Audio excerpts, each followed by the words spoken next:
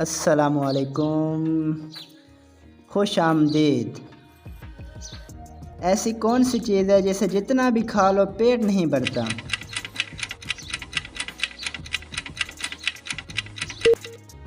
قسم۔ ایسا کون سا پھل ہے جو کچا ہو تو میٹھا اور پکا ہو تو کڑوا ہوتا ہے؟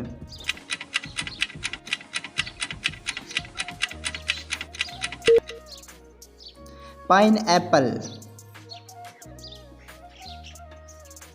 وہ کون سی چیز ہے جو ہے آپ کی لیکن استعمال دوسرے کرتے ہیں؟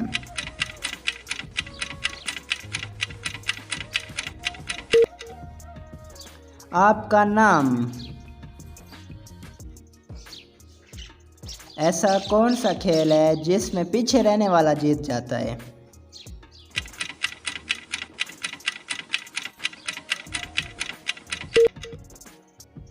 رسا کشی۔ ایسا کون سا درخت ہے جس میں لکڑی نہیں ہوتی؟